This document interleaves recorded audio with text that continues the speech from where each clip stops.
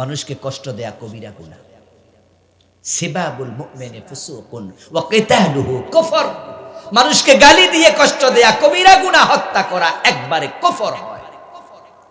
কুনতুম খায়রা উম্মাহ উখরিজাত লিন-নাস, মানুষের কল্যাণের জন্য বানাইছে, কষ্ট দেওয়ার জন্য না। এজন্য প্রিয় ভাইয়েরা, মানুষকে কখনো কষ্ট দেবেন না, দেবেন না, দেবেন না। আল্লাহ আপনাকে মানুষকে ভালো করার জন্য বানাইছে। যদি কষ্ট দেন তাহলে আপনার সৃষ্টির উদ্দেশ্য আপনি নিজে ব্যাহত করেন। মনে রাখবেন ভালো করে, সৃষ্টির উদ্দেশ্য ব্যাহত হলে ডাস্টবিনে চলে যায়। আপনিও ডাস্টবিনের অপেক্ষা করেন। এ ঘড়ি বানাইছে যিনি, উদ্দেশ্য সময় দেয়া। সময় দেবে না, ডাস্টবিনে ফেলে দেবে। মোবাইল বানাইছে যে দূরের কথা কাছ থেকে আদান প্রদান করবে। মোবাইল টিপ দিয়েছি, কথা যায় না, আমি হাতে নিয়ে হাঁটবো না, ফেলে দেব। মাইক বানাইছে কথা লাউড করার জন্য, ছোট আওয়াজকে, মাইকে আওয়াজ করে না, ফেলে দেব। আপনারে আল্লাহ বানাইছে মানবতার কল্যাণের জন্য, উল্টা করবেন, আল্লাহ ডাস্টবিনে ফেলে দেবে। অপেক্ষা করেন শুধু, কখন যে ফেলবেন আপনি জানেনও না। কি ভাবছেন যে আপনি মেরালাবেন, কেটালাবেন, এ করবেন, ও করবেন? কিছু লোক আছে না এমন? আরে ভাই, এভাবে যদি আপনি মানুষকে বলেন এই তোরে খাইছি, লক্ষ্য করে দেখবেন যে আঙ্গুল দুইটা সামনে যায়, তিনটা কিন্তু এদিকে আপনার দিকে। ওই তিনটা নিচে দিয়া কয় দুইটা ওই দিকে, তোর জন্য আমরা তিনজন আছি, তোরে আমরা খাইছি। যা, আপনি প্রিজারভেটিভ মিশান, ফরমালিন মিশান কোথায়? খাবারে। আমার কিডনি নষ্ট করছেন, আল্লাহর বান্দা আরেকজনকে ক্যান্সার দিচ্ছেন, আরেকজনকে সমস্যা করছেন। অপেক্ষা করুন, আল্লাহ আপনারে এমন রোগ দেবে, ওষুধও কাজ হবে না, সব নিয়ে যাবে, ডাস্টবিনে ফেলে দেবে। ওয়াকাতলুন নাফসাল্লাতী হারামাল্লাহু ইল্লা বিল হক। আরেকটা কবিরা গুনাহ হলো মানুষ হত্যা করা। মানুষ হত্যা করা কবিরা গুনাহ। এখন বাবাই তো, মাই তো সন্তান হত্যা করে খাদ্যের ভয়ে। মেয়ে বাচ্চা হইছে, খবর শুনা পেটে মাইরালায়। 5টা মেয়ে বাচ্চা কেন হইছে, 4টা কেন হইছে, বউরে পিটায়। পরে আবার দেখেন আলট্রাসোনোগ্রাম করে কয় আরেকটা মাইয়া, কয় এটা ফালাইয়া দাও। আমার বন্ধু বেশি হইলে খাওয়াবে কে, এজন্য সন্তান পেটে আসার পরও মেরে ফেলে। এমন বাবা মা আছে না নাই? এগুলো মানুষ হত্যা। আর এমনি তো আছে যে ফাঁসি দিল 11 জন নেতাকে ফাঁসি দিছে। এমন 2 জন মন্ত্রী তাদের মাঝে ছিল, যে 2 জন মন্ত্রী 3টা মন্ত্রণালয় 5 বছর চালাইছে, 1 টাকা দুর্নীতি করে নাই। কি সোনার মানুষ, কি সোনার মানুষ। 71 সনে না কি করছে? আরে 71 সন তো চলে গেছে আজ থেকে 53 বছর আগে। তারা তো মন্ত্রী ছিল আজ থেকে 12 বছর 15 বছর আগে। এই 15 বছর আগেই তো আমরা দেখেছি 1 টাকা হারাম খায় না। আপনারাই বলুন তো, মন্ত্রী থাকা অবস্থায় দুর্নীতি করার সুযোগ আছে কিনা? চাইলে কি পারত না? তো খায় নাই কেন? আল্লাহরে ভয় করে, তাই, আর কোনো কারণ নাই। আল্লাহরে ভয় করে। এবার বলুন তো, যারা আল্লাহরে এত ভয় করে তারা কি মানুষের বাড়িতে আগুন দিতে পারে? মানুষ হত্যা করতে পারে? ধর্ষণ করতে পারে? এগুলো সব মিথ্যা। আল্লামা সাইদি রহমতুল্লাহ আলাইহি, ওনার ছেলে যখন মারা গেল, বুলবুল ভাই, জানাজার নামাজে এসে তিনি একটা বক্তৃতা দিয়েছেন। সেদিন আমি হুজুরের সামনে ছিলাম, হাজি, একবারে কাছাকাছি দাঁড়াইয়া শুনেছি। উনি বলছিলেন, আল্লাহর কসম, আল্লাহর জাতের কসম, 71 সনের কোন রকমের কাদা আমার গায়ে লাগে নাই।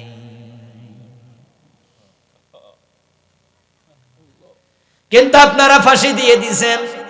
মানুষ হত্যা এত খারাপ, এত খারাপ। قال رسول الله صلى الله عليه وسلم لو ان اهل السماوات والارض اجتمعوا في دم المؤمن لكبهم الله في النار।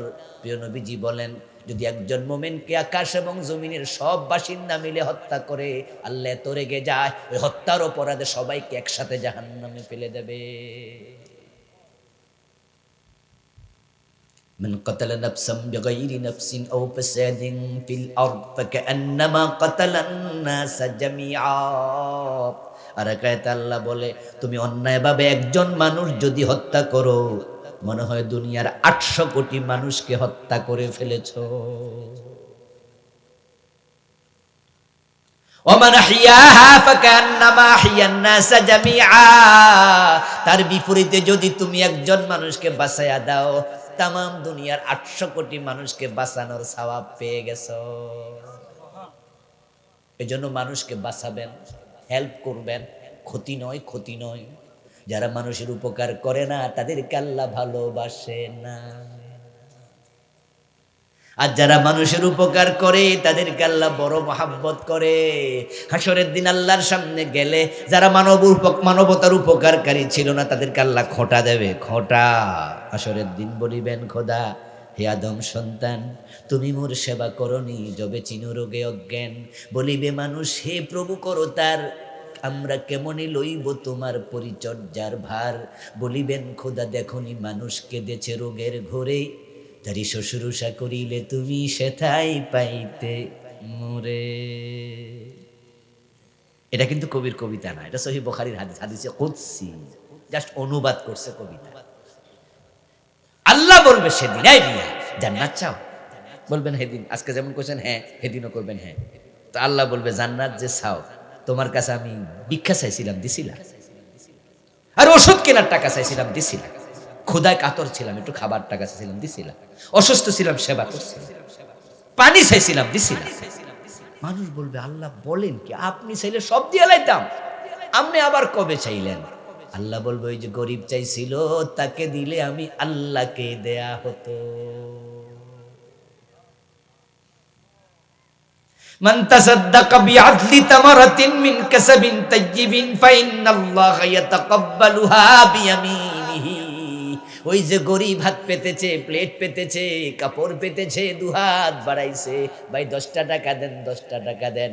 রাসূলুল্লাহ সাল্লাল্লাহু আলাইহি ওয়াসাল্লাম বলেন, এটা সহিহ বুখারীর riwayat, যখন তুমি গরিবের প্লেটে দেবে, গরিবের হাতে দেবে, তোমার কামাই যদি হালাল হয়, গরিবের হাতে পড়ার আগে স্বয়ং আল্লাহ ডান হাত বিছায়া দেয়। আরে ভাই, কুকুর হচ্ছে সর্বনিকৃষ্ট মাখলুক, যে থাকলে ফেরেশতাও যায় না। ওই কুত্তারে পানি খাওয়াইলে যদি আল্লাহ প্রতিটারে ক্ষমা করে, আর মানুষ হলো সৃষ্টির সেরা মাখলুক, তার উপকার করলে আল্লাহ কত খুশি হয়। মানুষের উপকার করবেন তো ইনশাআল্লাহ, যতটুকু পারেন করবেন, যখনই যেখানে থাকেন একটু চান্স পাইলে উপকার করে দেবেন। অনেকে বেশি কিপটা, সামর্থ্য থাকার পর উপকার করতে চায় না। ওয়াকলুর রিবা, সুদ খায়ও না, সুদ খায়ও না। রাসূল বলছে সুদ ছেড়ে দাও। সুদ নিয়ে কিছু কথা বলে ফেলেছি, আজকে আর এই বিষয়ে বলবো না। যারা সুদে টাকা লাগানো আছে, আজকে থেমে যান, সিদ্ধান্ত নিয়ে বাড়ি যান, আজ থেকে আর সুদ খাবো। আল্লাহ তৌফিক দান করুক, আমিন বলেন ভাইয়েরা। সুদ খাবেন না, সুদ আনবেন না, সুদের সাক্ষী হবেন না, সুদি লেনদেন করবেন না, সুদ লিখবেন না।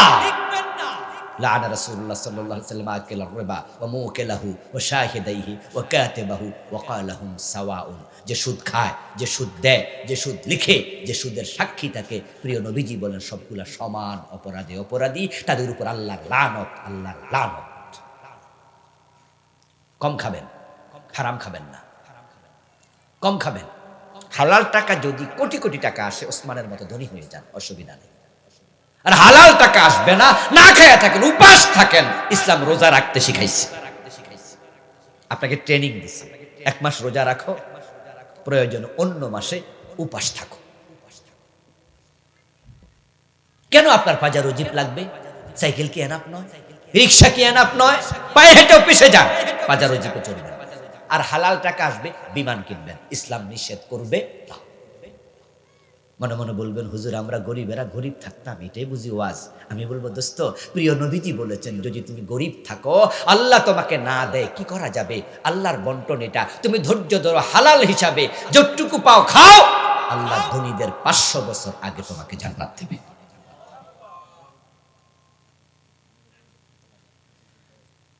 রাসূলুল্লাহ সাল্লাল্লাহু আলাইহি সাল্লাম আমাদের শিখালেন, ওয়াকলু মালাল মালিল ইয়াতীম, ইয়াতীমের মাল খায়ও না।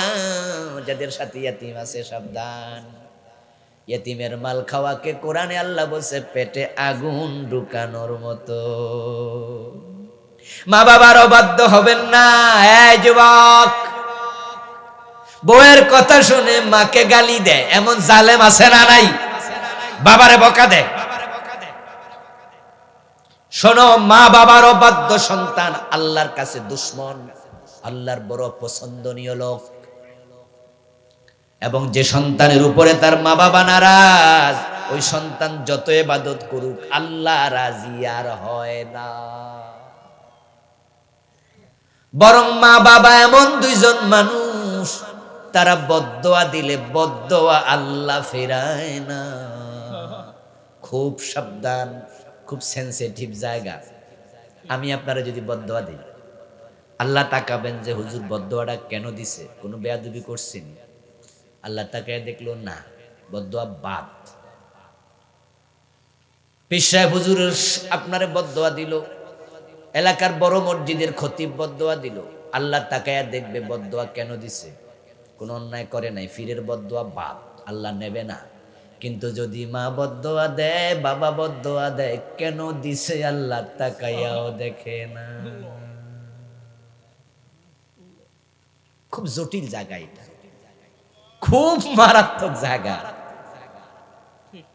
বনি ইসরাইল একজন ব্যক্তি ছিল, আল্লাহওয়ালা ছিল, আল্লাহওয়ালা, অনেক বুজুর্গ মানুষ। আমার প্রিয় ভাইয়ের, আল্লাহ তাআলা বলছেন যে ক্ষমতা, যে অর্থবিত্ত তোমাদের কাছে অনেক প্রাধান্য পাচ্ছে, এগুলো কিচ্ছু না। মূলত আখিরাতের জান্নাত হলো চিরস্থায়ী, এটাই হলো সর্বোত্তম। আল্লাহর কাছে জান্নাত চাইয়েন। ইবনু মাজাতে আসছে, কালান নবী সাল্লাল্লাহু আলাইহি ওয়াসাল্লাম, মান সাআলাল্লাহাল জান্নাতা সালাসা মাররাতিন ক্বালাতিল জান্নাতু আল্লাহুম্মা আদখিলহুল জান্নাহ ওয়া মান ইসতাআযা মিনান নারি সালাসা মাররাত ক্বালাতিন নার আল্লাহুম্মা আজিরহু মিনান নার। মানুষ যখন আল্লাহর কাছে তিনবার জান্নাত চায়, প্রিয় নবীজি বলতেছেন, তখন আল্লাহ মেসেজটা জান্নাতের কাছে পৌঁছাইয়া বলেন যে, ও জান্নাত, আমার অমুক বান্দা তোর মাঝে আসতে চায়। জান্নাতকে আল্লাহ তাআলা কথা বলার ক্ষমতা দেন। ক্বালাতিল জান্নাতু আল্লাহুম্মা আদখিলহুল জান্নাহ। যখন আপনি জান্নাতে যাওয়ার জন্য বেকুল, অস্থির থাকেন, যাওয়ার আগ্রহী থাকেন, তখন জান্নাতকে আল্লাহ কথা বলার ক্ষমতা দেয়, মেসেজটা জানাইয়া দেয়। জান্নাত আপনার জন্য সুপারিশ করে বলে, আল্লাহ আমিও বলি তুমি তাকে জান্নাতে দিয়ে দাও। ওমান ইসতাআযা মিনান নারি সালাসা মাররাতিন। যখন আল্লাহর কোন বান্দা জাহান্নাম থেকে তিনবার আল্লাহর কাছে ফানা চায়, আশ্রয় চায়, আল্লাহ আল্লাহুম্মা জিরনি মিনান নার, আল্লাহ আমারে জাহান্নাম থেকে বাঁচাও, এই মেসেজটা আল্লাহ জাহান্নামের কানে পৌঁছান। জাহান্নাম এটা শুনতে পায়, জাহান্নামকে আল্লাহ তাআলা কথা বলার ক্ষমতা দেন। তখন জাহান্নাম আপনার জন্য আল্লাহর কাছে সুপারিশ করে বলে, আল্লাহুম্মা, ও আল্লাহ, আজিরহু মিনান নার, আমি জাহান্নামও বলি তাকে জাহান্নাম থেকে মুক্তি দিয়ে দাও। ও দোস্তরা, জান্নাতে যেতে হবে, এই ট্রেন মিস করা যাবে না। এখন জান্নাতে যে আপনারা যেতে চান, আমরা যেতে চাই, আল্লাহ বলছে যদি তুমি কবিরা গুনাহ ছেড়ে দাও তাহলে আমি জান্নাতে প্রবেশ করাবো। তাহলে ব্যাপারটা কি দাঁড়ালো? কবিরা গুনাহ না ছাড়লে জান্নাতে আল্লাহ প্রবেশ নাও করাতে পারেন।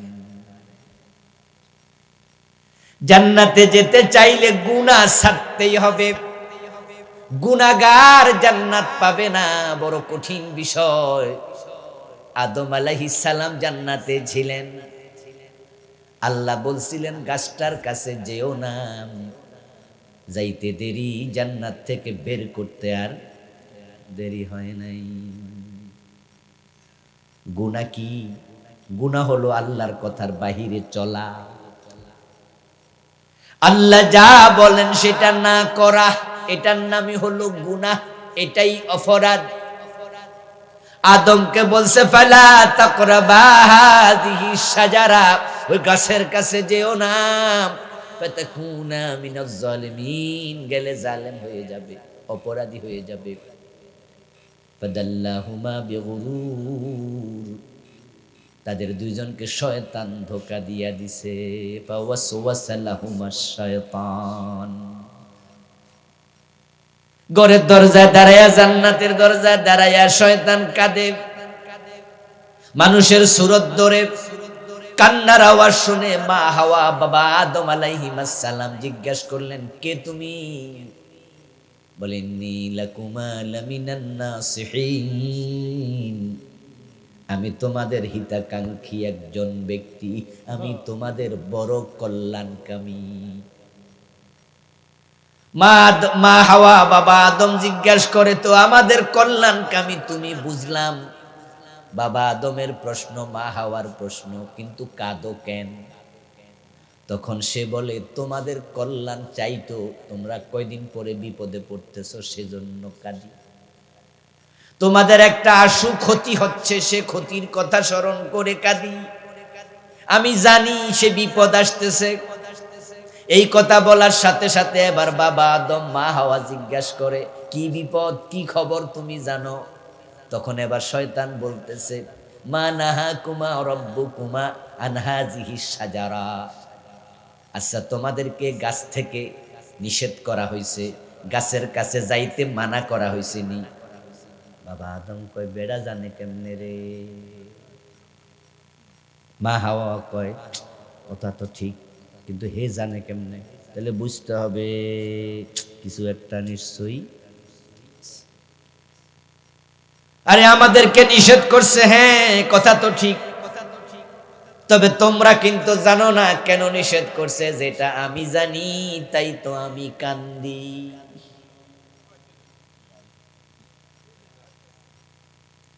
সে আল্লাহর কসম করে বলতেছে, আমি তোমাদের কল্যাণকামী, আমি জানি, এজন্য আমি কাঁদতেছি। ওয়াকাসামাহুমা ইন্নী লাকুমা লামিনান নাসিহিন, কসম কইরা বিশ্বাস করাইতাছে। ধোঁকা দিছে শয়তানে, জান্নাত থেকে বের করার পিছনে তার হাত আছে। এবার আপনাদের বলতে হবে, আমাদের পিছনে শয়তান আছে না নাই? তাই বিষয়গুলো খুব মনে রাখেন, বুঝছেন আল্লাহ এগুলো কেন কয়। কাহিনী শোনাচ্ছি না, আল্লাহ কাহিনী শোনায় না, কিন্তু কাহিনী আছে, কাহিনীর মাঝে আমাদের জন্য নিশ্চয়ই শিক্ষণীয়। আমি জানি ইল্লা আন তাকুনা মালাকাইন আও তাকুনা মিনাল খালিদিন, শয়তান বলতেছে, ওই গাছের কাছে যদি তোমরা যাও তাহলে তোমরা দুজন ফেরেশতা হয়ে যেতে পারবা, আও তাকুনা মিনাল খালিদিন, অথবা তোমরা জান্নাতে চিরকাল থেকে যেতে পারবা। আল্লাহ চায় না তোমাদের জান্নাতে চিরকাল থাকা, আল্লাহ চায় না তোমরা ফেরেশতা হয়ে যাও, তাই আল্লাহ মানা করছে। আদম হাওয়া কয়, তাহলে তাড়াতাড়ি গাছের কাছে চলো, আমরা যেন জান্নাত থেকে বের হওয়া না লাগে।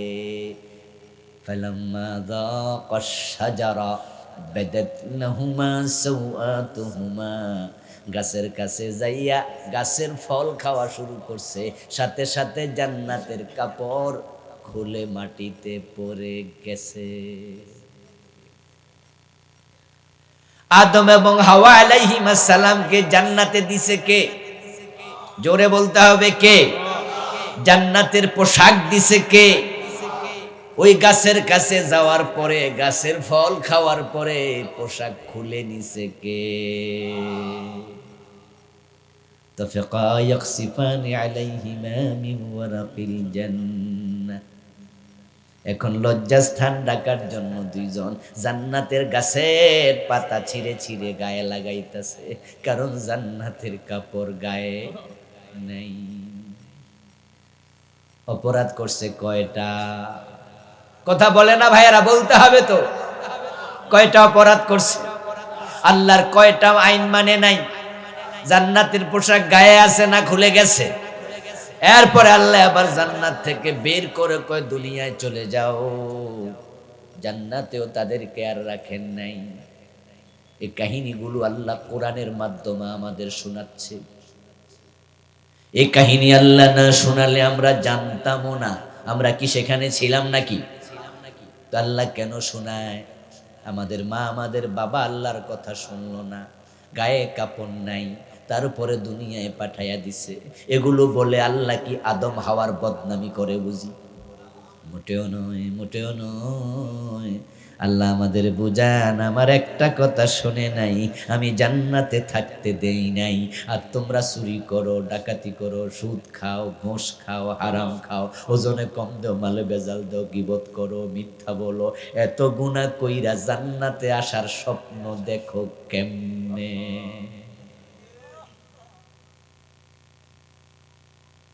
বাবা আদম মা হাওয়া গুনাহ করছে কয়টা? আমরা করছি কয়টা?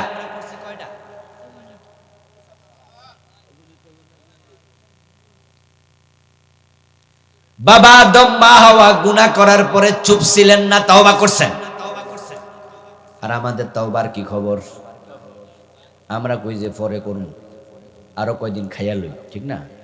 কই যে হজ করেন না, কইছে কই সরকারি চাকরি করি, তো চাকরির মাঝে কিছু ঝামেলা টামেলা মাঝে মাঝে, এই জন্য হজ কইরা হজ ধরে রাখতে পারমুনি ভাবতাছি। মানে বুঝাইতে চাই, হজ কইরাও যদি গোঁসে খাই তো হজ কইরা লাভটা কি? এই জন্য আরো কয় বছর খাইয়া লই, একবারে হজ কইরা। তাই অবসরে যাইয়া হজ করে, রিটায়ারমেন্টে যাইয়া হজ করে, 3-4 বছর আরো খাইয়া লইতাছে। তারপরে কাবা শরীফে যাইয়া গিলাপ জড়াইয়া ধইরা, আল্লাহ আমি আইয়া গেছি, লাব্বাইক লাব্বাইক, আল্লাহ তোমার গোলাম হাজির, ও আল্লাহ মাফ কইরা দেওয়ার গোশ খামু না। আল্লাহর সে আজিম থেকে ডাক দিয়া কয়, তোরে গোশ এখন দে কেডা? তো চাকরি আসেনি। আচ্ছা, চাকরি যখন শেষ হইয়া যায়, গোশ কেউ দেয়নি, আর তো আপনি যে কইছেন আর খামু না, আল্লাহরে কি সোজা পাইছেন? মানে আল্লাহরে আপনি একটা বুঝ দিয়ে দিলেন, আর আল্লাহ ওই বুঝলে আপনারে মাফ করে দিব। আল্লাহ কি এত সোজা? আপনি এত বুদ্ধিমান? তাওবা শব্দের অর্থ কি জানেন? তাওবা অর্থ হলো ফিরে আসা। তাওবা অর্থ কি? তাওবা অর্থ হলো আন-নাদামা, লজ্জিত, লজ্জিত হয়ে ফিরে আসা, ইয়ার রুজু। তো ফিরে আসা। এখন আপনি যে বলছেন গোশ আর খামু না, গোশ থেকে ফিরে আইলাম, তো আপনার কে গোশ দেয়? তো এটা কি করলেন? এক রিক্সাওয়ালা আর রিক্সাওয়ালার সাথে গল্প করতে গিয়ে কইতেছে, কইছে আমার বউ তো ইলিশ মাছ খায় না। কয় কি রে কস, বাংলাদেশে জাতীয় মাছ ইলিশ, এত দামি মাছ ইলিশ খায় না কেন? খাইবো কেমনে? পায় না। কারণ যে ইলিশের দাম আমি কিনতে পারি, এই জন্য হে শুরুতে কি কইছে, হের বউ ইলিশ মাছ, পরে কইছে খাইবো কেমনে? পায় না। এখন আপনি যে গোশ খান না, আল্লাহ কি বোঝে না যে আপনি এখন গোশ? সুদে টাকা লাগাইয়া হজে চলে যায়, আল্লাহর এমন বান্দাও আছে না নাই? অলরেডি সুদে টাকা লাগানো আছে, আজকের মাহফিল আইছে, এমন লোক আসেনি? কিছুক্ষণ আগে জিগাইছিলাম বেহেশতে যাইবেন নি, কি কইছিল? রামু মানি কিন্তু অথচ সুদে টাকা এখনো লাগাই বইয়েছে। সুদ খেলে 73টা গুনাহ হয়, সবচেয়ে ছোটটা হলো নিজের মায়ের সাথে জেনা করা। তাহলে যে সুদে টাকা লাগাইছে, এই মুহূর্তেও তার আমল নামায় মায়ের সাথে জেনার গুনাহ আসতেছে। ঠিক এই মুহূর্তে, এই মুহূর্তে যারা সুদে টাকা লাগায়, সুদ খায়, তাদের কি মৃত্যু হয় না? কথা বলেন, হ্যাঁ না কইতে থাকেন না। মৃত্যু হয় তো। তাদের মৃত্যুর আগে আজরাইল এসে কইয়া যায় যে সুদের টাকাটি তুইলালাম, আমি আইতাছি। কিন্তু বলেন, আরে দোস্ত, আজরাইলের সিস্টেমে এটা নাই। যেদিন আসবে সেদিন আপনাকে 1 সেকেন্ড সময় আর। এখন সুদের টাকা লাগানো অবস্থায় যদি কারো মৃত্যু হয়, সে মায়ের সাথে জেনা করা অবস্থায় মরে। আর কইছি জান্নাতে যাইবেন নি, কি সুন্দর করে কইছে, জামুনি মানে হুজুর। এত সোজা, এত সোজা। ইনতাজতানিবু কাবাইরা মা তুনহাউনা আনহু, যদি কবিরা গুনাহ ছেড়ে দাও, তাহলে নুদখিলকুম মুদখালান কারীমা, ওই সম্মানের ঘর জান্নাতে প্রবেশ করাবো। যদি তুমি ছেড়ে দাও, একটা গুনাহ আপনার জাহান্নামের কারণ হয়ে যেতে পারে।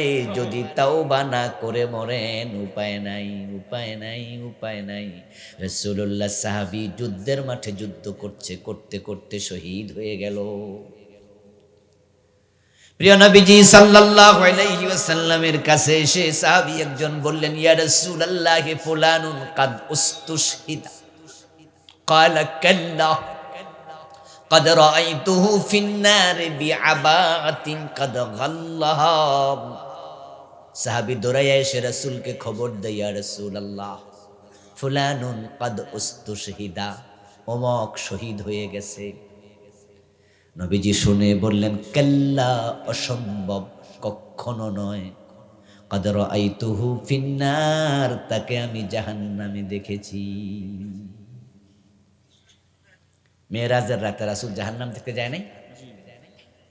শুনছেন না আপনারা? মেরাজে তিনি জান্নাতও দেখছেন, জাহান্নাম দেখছেন, মালাকুত দেখেছেন, জাবারুত দেখেছেন, লৌহে আপনার সিদরাতুল মুনতাহা দেখেছেন, শরীফ আকলাম দেখেছেন, আকাশ সফর করেছেন। নবীজি বলে, কাদ রাআইতুহু ফিন্নার, আমি তাকে জাহান্নামে দেখেছি। যার কথা তুমি বললা তাকে তো রাসূল চিনেন, ও বলে শহীদ হইছে।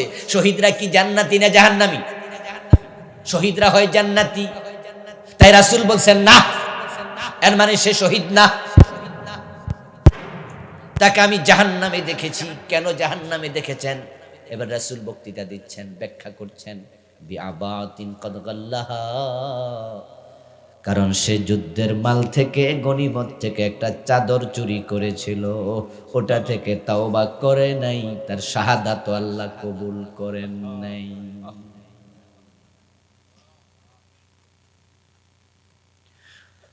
আর আপনি ফাইল আটকায়া আটকায়া শুধু গোশ খাইতেছে, খাইতে খাইতে ফ্যাট এত মোটা করছে, ওরে বাবা রে বাবা, ফ্যাট চুলকাইতে পারে না, এমনি হাত দিয়া তারপরে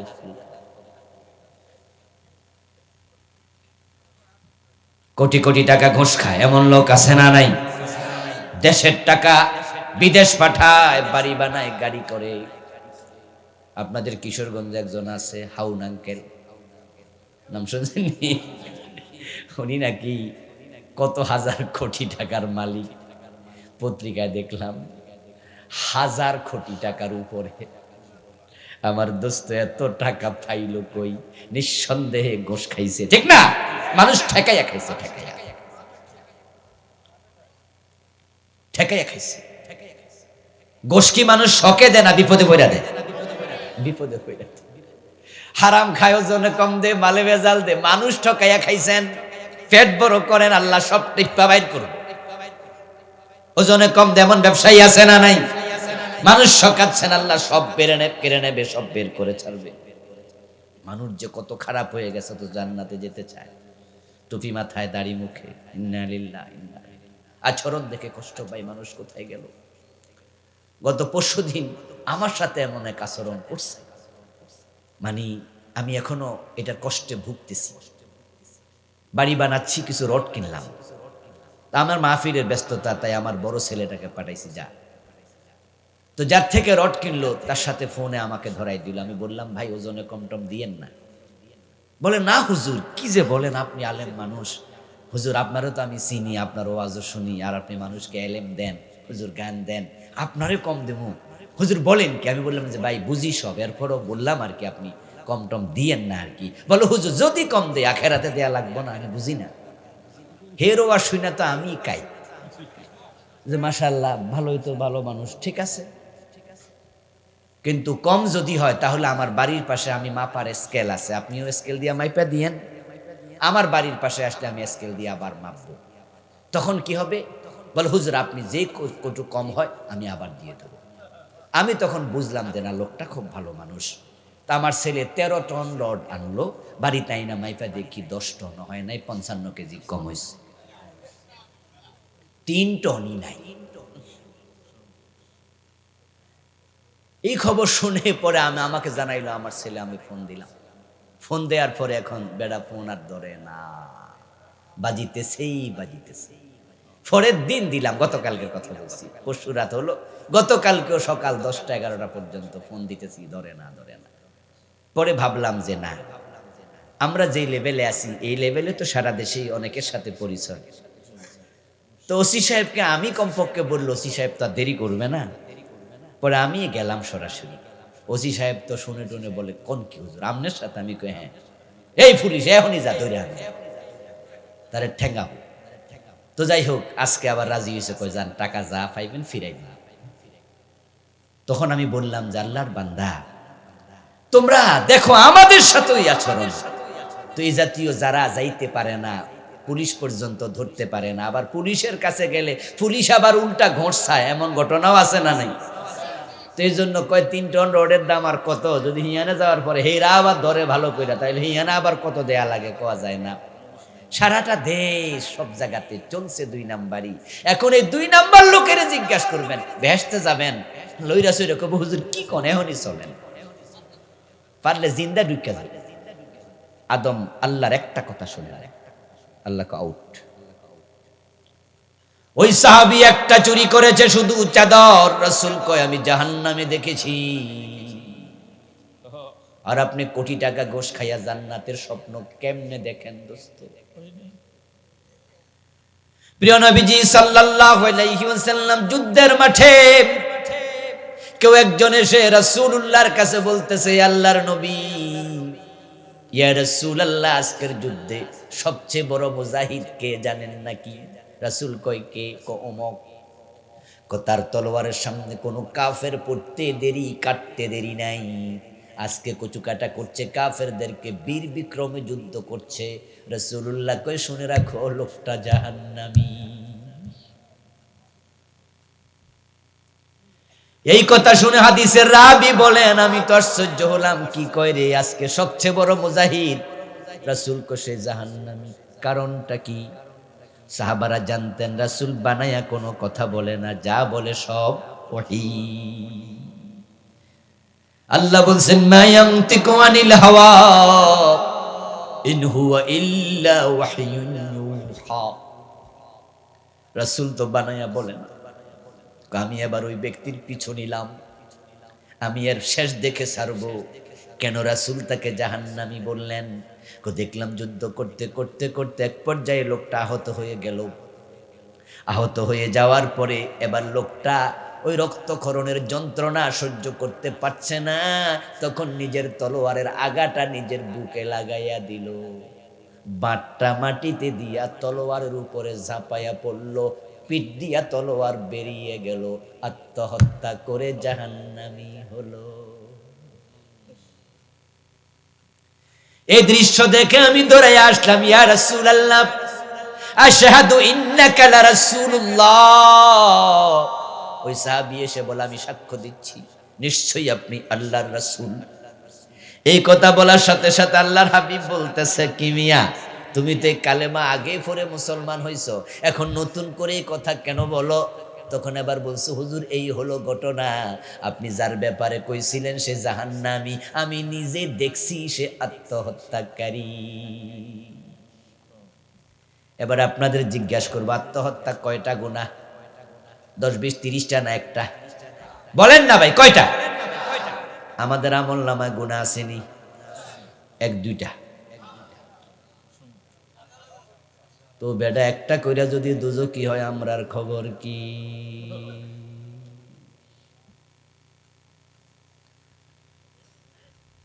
ও দোস্ত, রাসূলুল্লাহ সাল্লাল্লাহু আলাইহি ওয়াসাল্লাম মদিনার কবরস্থানের পাশ দিয়ে যাচ্ছেন হেঁটে। মাররান নবী সাল্লাল্লাহু আলাইহি ওয়াসাল্লাম বিকবরাইন জাদিদাইন, দুটা নতুন কবর।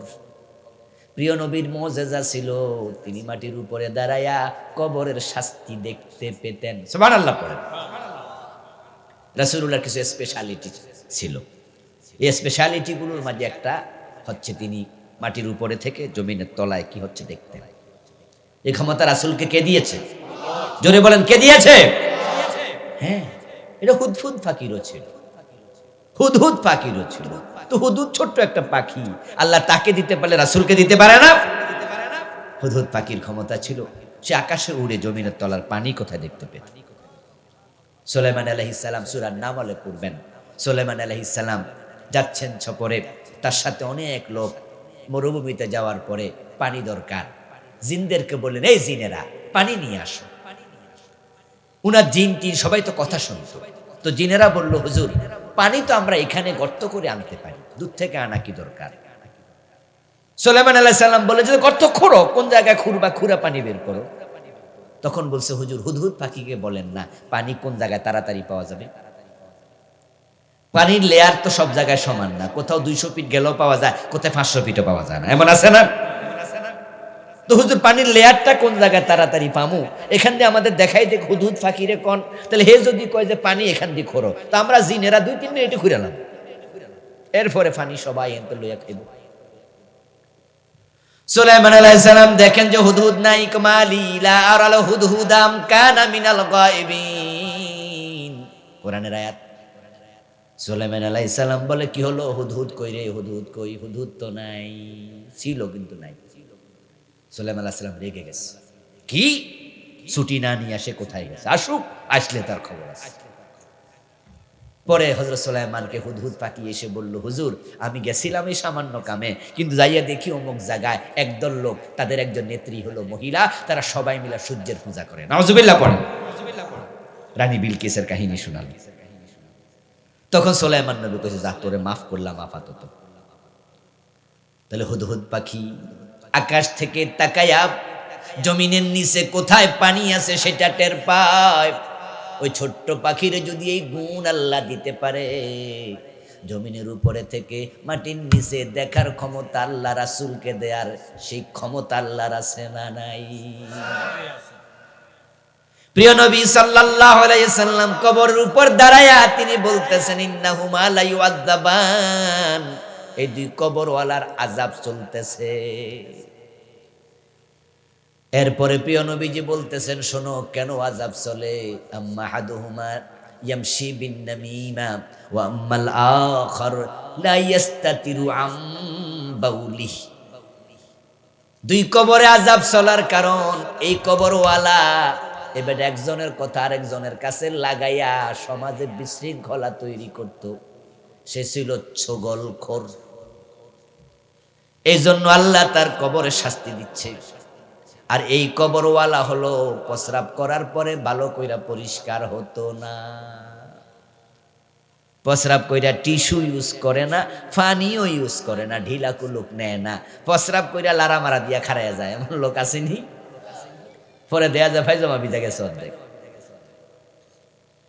প্রস্রাব করার পরে কুলুক নেয় না, ঢিলা নেয় না। রাসূল বলতেছেন সে লোকটা প্রস্রাব করার পরে পবিত্র হতো না, তাই কবরের শাস্তি। দেখুন দুইজন লোক, দুইজনের দুটি অপরাধের শাস্তি। ঠিক আমরাও মানুষের পেছ লাগানোর জন্য কথা লাগাইয়া দেই, পিছনে পেছনে গীবত শেকায়াত করি। এ জাতীয় চরিত্র যদি আমাদের থাকে, তার কবরে আযাব হলে আপনার খবর কি? এই জন্য কবিরা গুনার ব্যাপারে সতর্ক হবেন, সাবধান হবেন। ওয়াজ যতটুকু শুনাইলাম ভয় পাওয়াইয়া দিছি, আমি জানি মনে মনে কইতাছে তা হইলে তো আর বেহেশত, উপায় নাই। তবে দোস্ত শুনুন, আল্লাহ জানে মানুষ কিছু ভুল করে ফেলবে। আদম ভুল করছে, আমরা কি আদমের সন্তান নই? কথা বলে না কেন ভাইয়েরা? আমরা আদমের সন্তান নই, তো বাপে যদি এ কাম করে ফোলারা করব।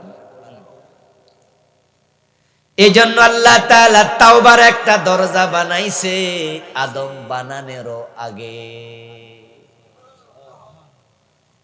আল্লাহ বলে, ইয়া কুল ইয়া ইবাদিয়াল্লাযীনা আসরাফু আলা আনফুসিহিম লা তাকনাতু মির রাহমাতিল্লাহ। ও গুনাহগার বান্দারা, জানি আমি আল্লাহ তোমরা অনেক গুনাহ করে ফেলেছো, তবে আমার রহমত থেকে হতাশ হইও না। তুবু ইলাল্লাহি তাওবাতান নাসুহা আসা রাব্বুকুম আন ইউকাফফিরা আনকুম সাইয়্যাতিকুম। আল্লাহ বলছে, ও আমার বান্দারা তাওবা করো, তাওবা করলে যত গুনাহ আছে সব আমি একসাথে ক্ষমা করে দেব।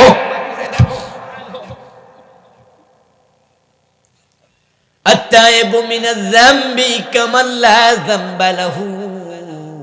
প্রিয় নবী সাল্লাল্লাহু আলাইহি ওয়াসাল্লাম বলছেন, মানুষ যতই গুনাহ করুক, যখন তাওবা করে আল্লাহ এমন ভাবে ক্ষমা করেন যেন সে গুনাহই করে নাই। হতাশ হবেন না, তাওবাকারী হন, ফিরে আসেন, আল্লাহকে স্মরণ করুন, অপরাধগুলো ছেড়ে দেন, ভালো কাজ করুন। কিছু কিছু ভালো কাজ আছে, সামাজিক কাজ, পরোপকার, বাবা মার খেদমত, আল্লাহর দ্বীন কায়েমের চেষ্টা, আল্লাহর পথে জিহাদ, মুজাহাদা, তাহাজ্জুদ, জিকির, আজকার, কোরআন তেলাওয়াত। আপনার ভালো কিছু আমল আছে যেগুলো আল্লাহ পছন্দ করে ফেলতে পারে। আল্লাহকে বারবার বলবেন যে আল্লাহ আমি গুনাহগার, মাফ করো। আল্লাহ আমার এই আমলটা তুমি কবুল করো। আল্লাহ তোমাকে আমি বড্ড ভালোবাসি। আল্লাহ তোমার দ্বীনের জন্য আমি জীবন দিতে রাজি আছি। এই মনটা ভালো করে ফেলবেন। গুনার পরেও আল্লাহর এমন কিছু বান্দা আছে যাদের অন্তরের দিকে তাকাইয়া আল্লাহ এমন আচরণ করবেন। প্রিয় নবীজি বলেন, হাসরের দিন কিছু আল্লাহর বান্দার অনেক গুনাহ আমল নামায় থাকার পরও আল্লাহ তাদেরকে একান্তে ডেকে হিসাব নেবেন। সব মানুষের সামনে আমল নামার হিসাব নেবেন না, তাদেরকে ডেকে রহমতের একটা চাদর দিয়া আল্লাহ ঘুরে ফেলবেন, অন্যরা তাদেরকে দেখবেই না। নবীজি সাল্লাল্লাহু আলাইহি ওয়াসাল্লাম বলতেছেন, রহমতের চাদর দিয়ে ঢেকে তারপর আল্লাহ তাকে এবার বলবে, ও বান্দা অমুক দিন অমুক গুনাহ করছো, মনে আছে? বলবে হ্যাঁ। অমুক গুনাহ করছো, মনে আসেনি? বলবে হ্যাঁ। আল্লাহ গুনাহগুলো স্মরণ করাতে থাকবেন, আর আল্লাহর এই বান্দা মনে মনে ভাববে, সারছে রে, ধরা তো খাইয়াই গেছি, উপায় নাই। আল্লাহ যে শুধু গুনার কথা মনে করাচ্ছে, সে মনে করবে সে ধ্বংস হয়ে গেছে, জাহান্নামী হয়ে গেছে। তখন আল্লাহ তাকে বলবেন, বান্দা তোমার এই গুনাহগুলো দুনিয়ায় গোপন রেখেছিলাম, আজকেও গোপনে ক্ষমা করে দিলাম।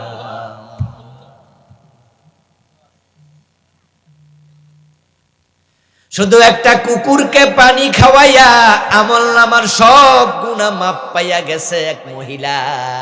এমন হাদিস আছে না নাই? সে ছিল দুশ্চরিত্রা, পতিতা। কুত্তারে পানি খাওয়াইছে, আল্লাহ রহমতের দরিয়ায় জোয়ার উঠে গেছে। কুকুর বানাইছে কে? জোরে বলেন। কুকুর আল্লাহর পরিবারের সদস্য। আল খালকু কুল্লুহুম ইয়ালুল্লাহ, সকল মাখলুক আল্লাহর পরিবারের সদস্য। কুকুরকে আল্লাহ জিকির করে না? সাব্বাহা লিল্লাহি মা ফিস সামাওয়াতি ওয়া মা ফিল আরদ,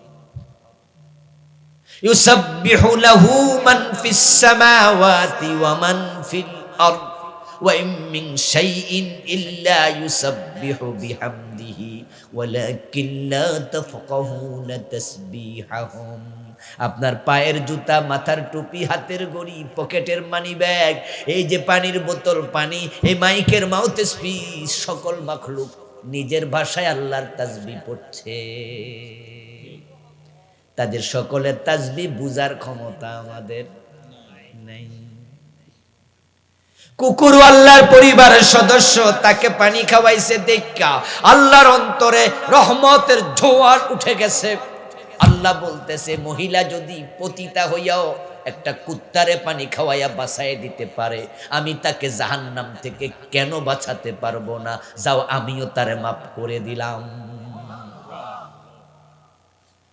প্রিয় নবীজি সাল্লাল্লাহু আলাইহি ওয়াসাল্লাম মেরাজের রাতে জান্নাতে ঢুকলেন। জান্নাত পরিদর্শন করতে গিয়ে দেখেন এক ব্যক্তি, তিনি যেখানে যান সেখানে তার দেখা পান। জান্নাতুল ফেরদাউস গিয়া দেখে বেড়া আটতাছে, জান্নাতুন নাইম দেখে হেয়ানো আড়ে, জারুল খুলদে দেখে সেখানেও হাঁটে। জিবরিল আমিনকে বললেন, বুঝলাম না, পুরা জান্নাত আটটাই তার জন্য খোলা। এই লোকটা কি আমল করলো আমার জানার শখ, তুমি জানলে একটু বলো। এমনকি নেক আমল করেছে আল্লাহ জান্নাতের সকল দরজা খুলে দিছে। জিবরিল আমিন বললেন, ইয়া রাসূলুল্লাহ দাখালাল জান্নাতা বিশাজারাতিন কাতাআহা আন যাহরিত তারিকি তুযিন নাস, রাওয়াহুল বুখারী। প্রিয় নবীজিকে জিবরিল আমিন বলতেছে, হুজুর তার আমলনামা আমি দেখছি। জিবরিল তো হলেন ফেরেশতাদের লিডার, সর্দার। এজন্য কেরামুন কাতিমিন যা লেখে এগুলা দেখার পাওয়ার উনারও আছে। উনি তো চিফ, প্রধান। তো আমরা যখন সেনাবাহিনীর প্রধানের কাছে, পুলিশ বাহিনীর প্রধানের কাছে কোনো বিষয়ে কথা বলি, উনি বলে যে এসপিরে ফোন লাগাও, এই এসপিরে ফোন লাগাও, এই এসপি সাহেব এটা দেখেন তো। এসপি সাহেব সাথে জি স্যার, জি স্যার, সিস্টেম না। উনি তো লিডার, ফেরেশতাদের প্রধান।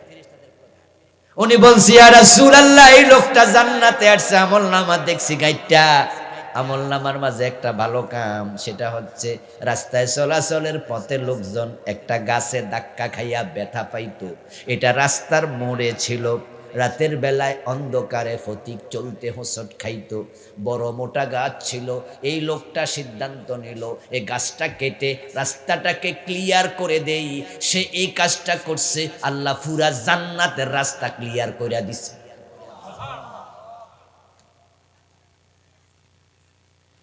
এজন্য আমরা অতি আশাবাদীও হব না, আবার আমরা হতাশও হব না।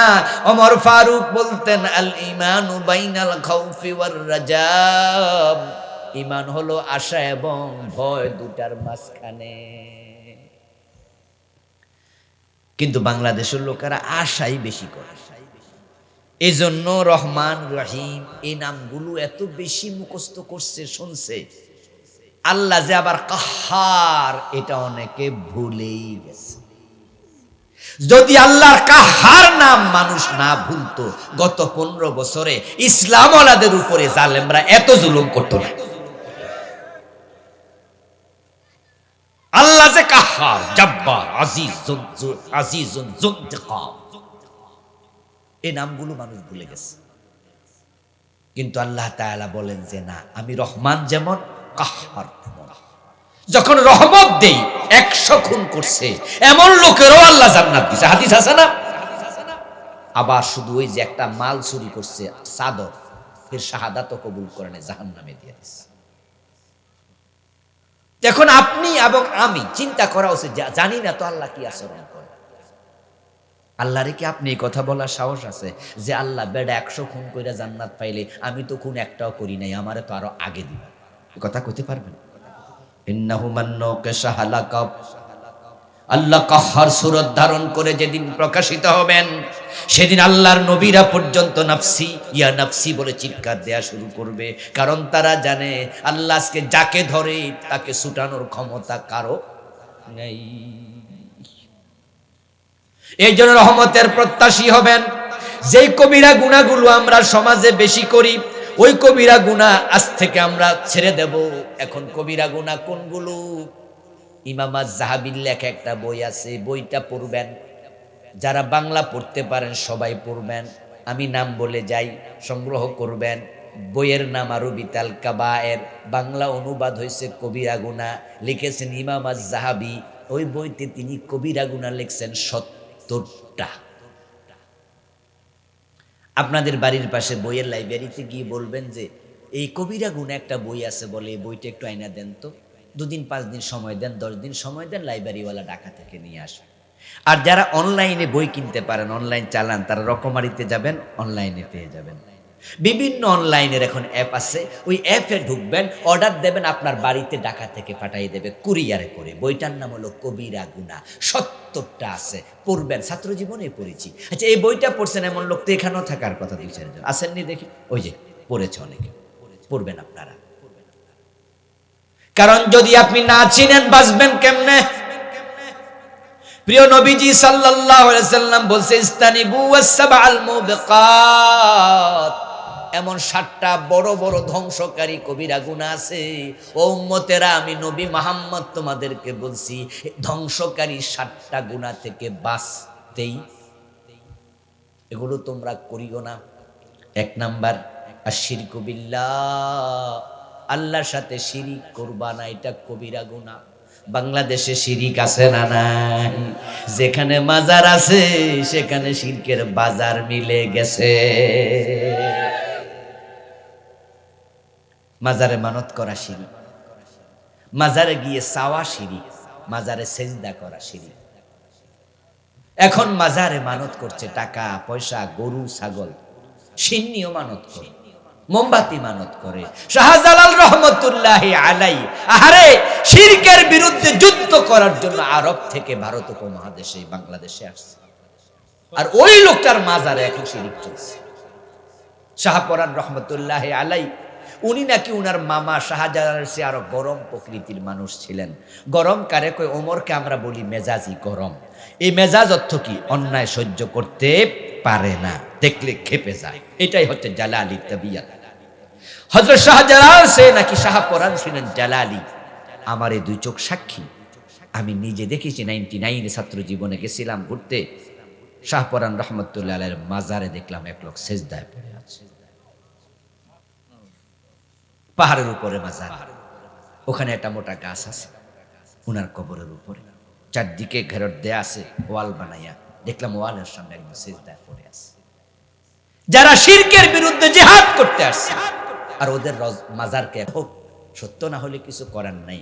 তো যেই কল্লা জিকির করে দেহ ব্যতীত, নিশ্চয়ই সে আল্লাহর কোনো অলি হবে, তিনি ভালো মানুষ হবে, আল্লাহ জিকির করছে। এখন সেই কল্লাসার মাজারে শিরকের আস্তানা, ওখানে মানুষ চাইতে চায়।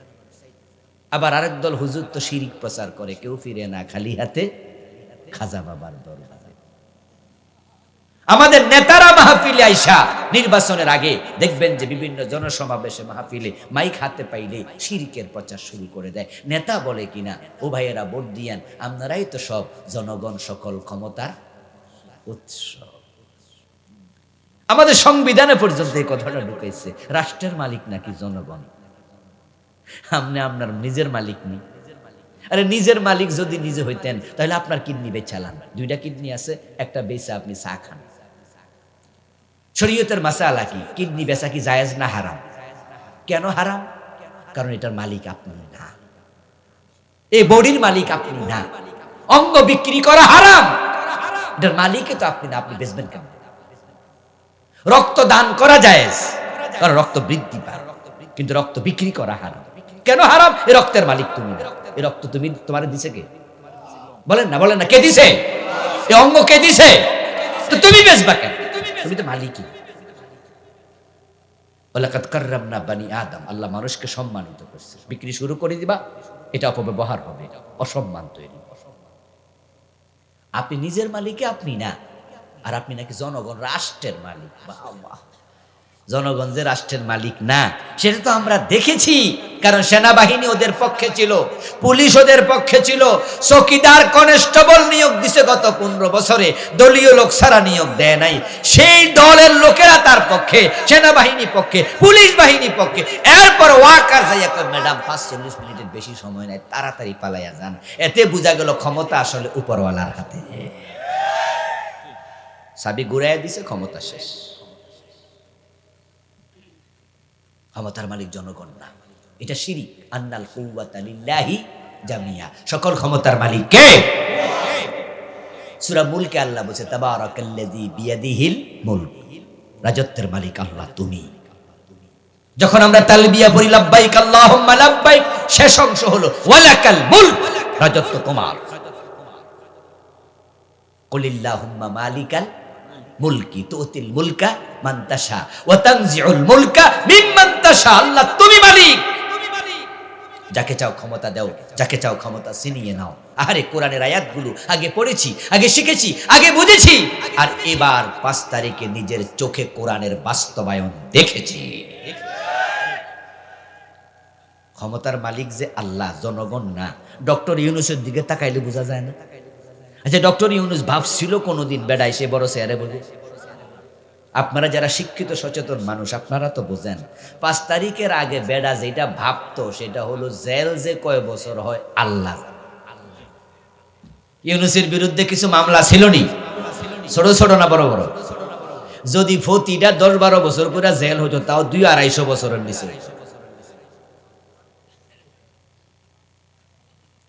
ওই বেটারে বাংলাদেশে আনতো বিভিন্ন দেশ থেকে। কেন আনতো? আইও হাজিরা দিয়ে যাও, হাজিরা দেওয়ার জন্য হাইকোর্টে যাইতো। 8 তলায় এজলাস বসছে, উঠবে, লিফটের গোড়ায় গেছে, লিফট বন্ধ করে গেছে, বিদ্যুৎ নাই। 84 বছর বয়স, হাইটটা ওড়েন মিয়া, হাটটা তুলছে, উঠে দেখে এজলাসে হাকিম নাই। কই আইতা সামনে খারাই থাই। এই যে বেজ্জতি, এই যে কষ্ট দেয়া, ওরে বুঝাইছে, এই মিয়া তুমি নোবেল লরিয়েট হলে কি আসে যায়, আমাদের বাংলাদেশে তোমার খবর আছে, সাইজ করবো, অপেক্ষা করো শুধু। ও বেটা মনে মনে ভাবছে আল্লাহ জানে কি হয়। আল্লাহ কয় না, বড় চেয়ারে আনতাছি, একটু দাঁড়া। আচ্ছা, 5 তারিখের আগে যে 36 দিন পর্যন্ত বিপ্লবের যুদ্ধ চললো, এখানে ডক্টর ইউনূসের সামান্য কোনো ভূমিকা ছিল? বেড়া পকেটে 2 টাকা দিছিনি, বেড়ার ফোলা মাইয়া কি যুদ্ধ করছে? রাস্তায় নামছিল? এবারে জানেও না কিছু, বেড়া থায় তো দূরে, বাংলাদেশ নিয়ে তো ভাবে না। কত আগে দেশ ছেড়ে সে চলে গেছে, কিন্তু এই দেশের পোলা পান বিপ্লব করলো, কইরা বেড়ারে এবার মোবাইল টোবাইল নাম্বার সংগ্রহ করে কয় স্যার প্লিজ আপনি আইয়া বইয়েন। ক্ষমতার মালিক কে? আল্লাহ কয় ইউনূস তোরে বসাইতেছি। আর যারা কইছিল 41, আল্লাহ কয় তোরা সর। তাহলে মাইক হাতে নিয়ে যারা বলতে এতদিন জনগণ সকল ক্ষমতার উৎস, এটা শিরিক করেছে, শিরিক থেকে তাওবা করা দরকার আছে না নাই? শিরিক নিয়ে আমি বই লিখেছি, বাংলাদেশে চলমান 29টা শিরিক লিখেছি। রাস্তায় আমার গাড়ি আছে, যাওয়ার সময় কালো গাড়ি থেকে নেবেন, শিরিক থেকে বাঁচবেন। বাংলাদেশে চলমান 29টা।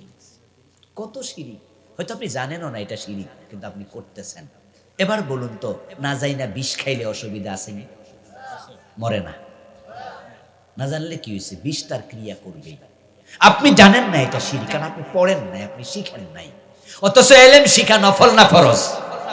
ফরজ থেকে দূরে ছিলেন, আপনি কেন শিরিক করলেন? ঈমান চলে যাবে। ওয়াসসিহর, জাদু করো না, জাদু করো না। মানুষকে কালো জাদু করে, ব্ল্যাক ম্যাজিক করে কষ্ট দেয়, মানুষকে বিপদে ফেলে দেয় জাদু করে। নবী মুহাম্মদ সাল্লাল্লাহু আলাইহি ওয়াসাল্লাম কেউ জাদু করে অসুস্থ বানায় ফেলছিল এক ইহুদি, লাবিদ বিন আসাম। আল্লাহর হাবিবের চুল সংগ্রহ করে চিরুনির মাঝে চুলের গিট্টু দিয়া, তারপরে কূপের মাঝে পাথর চাপা দিয়ে রেখেছে। প্রিয় নবীজিকে এমন ভাবে জাদু করলো, আল্লাহর নবীর স্মরণ শক্তি পর্যন্ত লোপ পেল। অবস্থা এমন ছিল, তিনি কি করেছেন ভুলে যেতেন, কি খেয়েছেন ভুলে যেতেন। প্রিয় নবীজি একদিন ঘুমায় আছেন, অনেকটা ঘুম আর সজাগের মাঝামাঝি, কিছুটা হুঁশ আছে কিছুটা নাই, একবার অবচেতন নয়।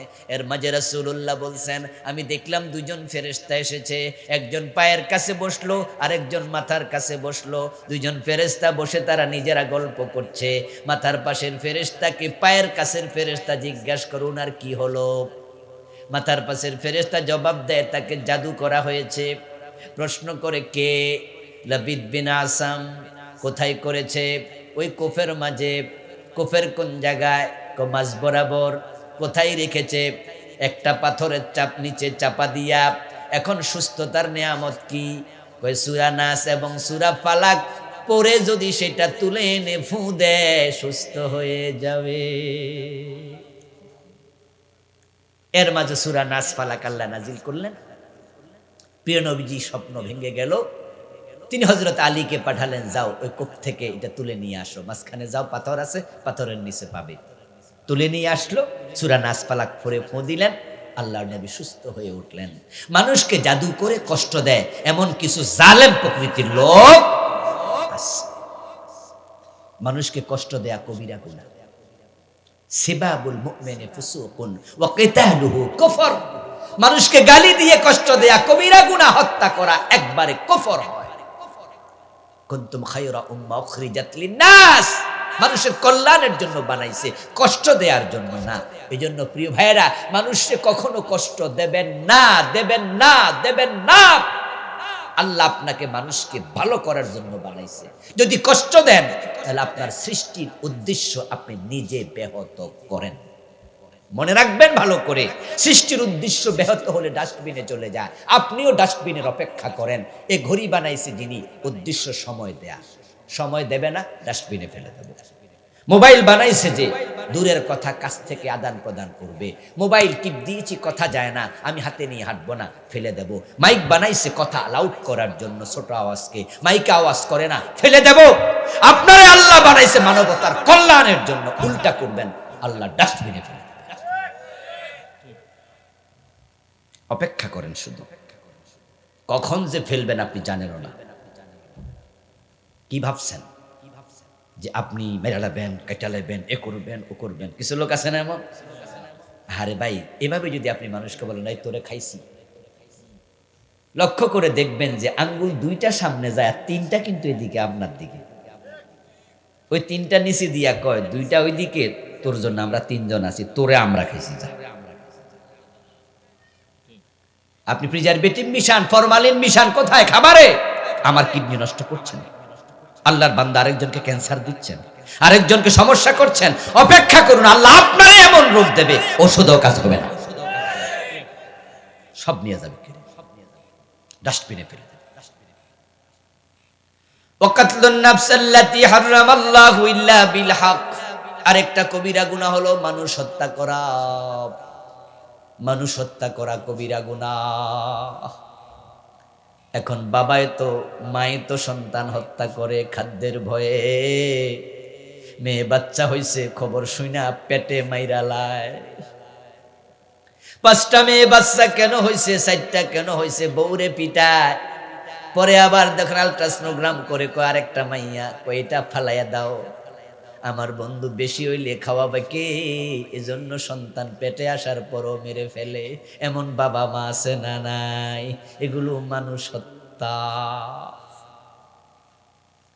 আর এমনি তো আছে যে ফাঁসি দিল 11 জন নেতাকে ফাঁসি দিছে। এমন 2 জন মন্ত্রী তাদের মাঝে ছিল, যে 2 জন মন্ত্রী 3টা মন্ত্রণালয় 5 বছর চালাইছে, 1 টাকা দুর্নীতি করে নাই। কি সোনার মানুষ, কি সোনার মানুষ। 71 সনে না কি করছে? আরে 71 সন তো চলে গেছে আজ থেকে 53 বছর আগে। তারা তো মন্ত্রী ছিল আজ থেকে 12 বছর 15 বছর আগে। এই 15 বছর আগেই তো আমরা দেখেছি 1 টাকা হারাম খায় না। আপনারাই বলুন তো, মন্ত্রী থাকা অবস্থায় দুর্নীতি করার সুযোগ আছে কিনা? চাইলে কি পারতো না? তো খায় নাই কেন? আল্লাহরে ভয় করে, তাই, আর কোনো কারণ নাই, আল্লাহরে ভয় করে। এবার বলুন তো, যারা আল্লাহরে এত ভয় করে তারা কি মানুষের বাড়িতে আগুন দিতে পারে? মানুষ হত্যা করতে পারে? ধর্ষণ করতে পারে? এগুলো সব মিথ্যা। আল্লামা সাইদি রহমতুল্লাহ আলাইহি, ওনার ছেলে যখন মারা গেল, বুলবুল ভাই, জানাজার নামাজে এসে তিনি একটা বক্তৃতা দিয়েছেন। সেদিন আমি হুজুরের সামনে ছিলাম, হাজি, একবারে কাছাকাছি দাঁড়াইয়া শুনেছি। উনি বলছিলেন, আল্লাহর কসম, আল্লাহর জাতের কসম, 71 সনের কোন রকমের কাদা আমার গায়ে লাগে নাই।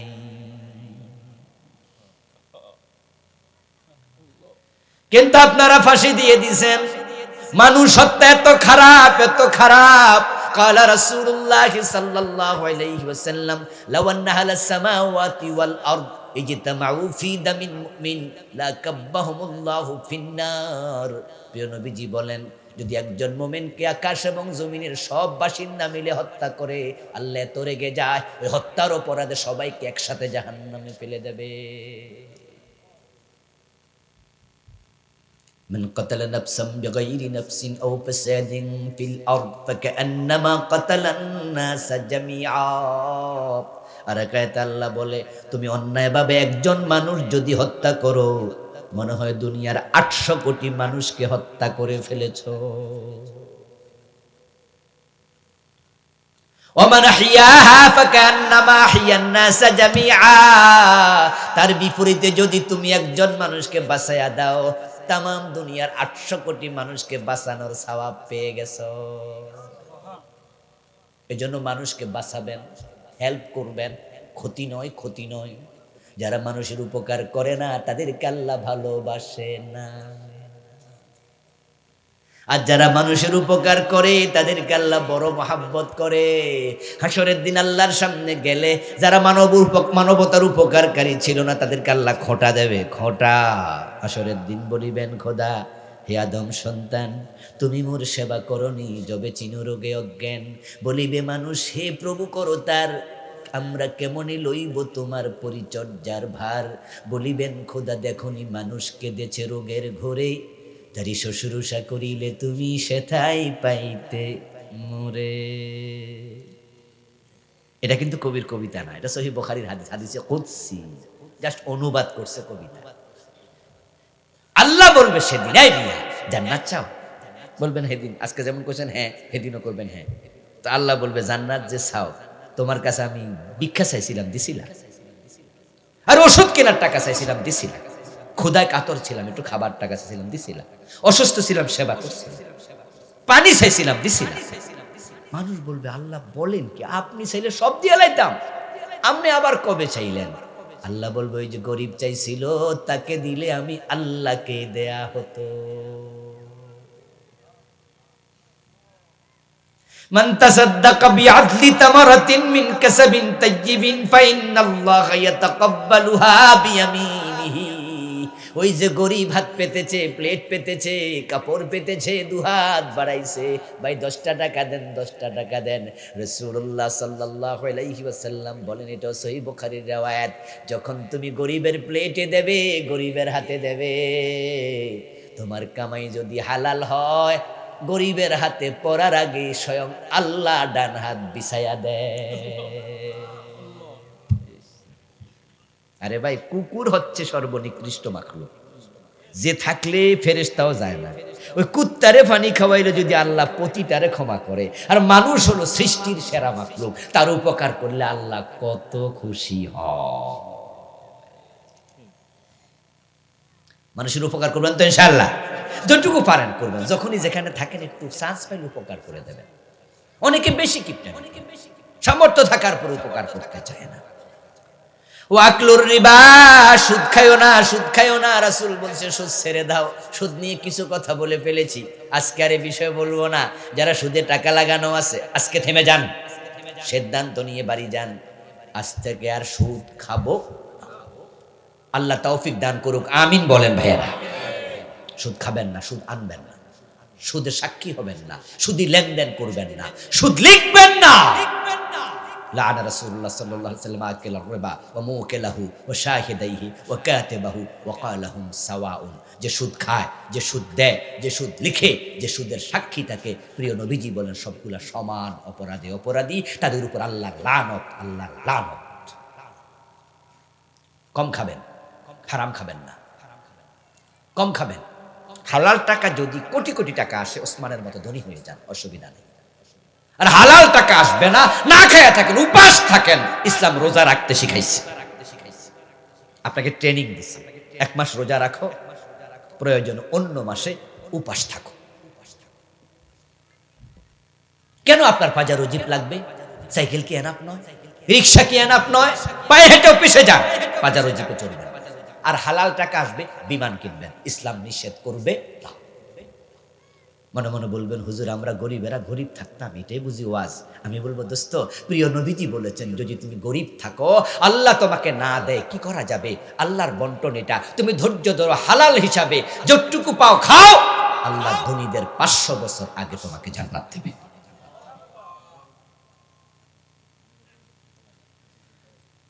রাসূলুল্লাহ সাল্লাল্লাহু আলাইহি সাল্লাম আমাদের শিখালেন ওয়াকলু মালাল মালিল ইয়াতীম, ইয়াতীমের মাল খায়ও না, যাদের সাথে ইয়াতীম আছে সাবধান।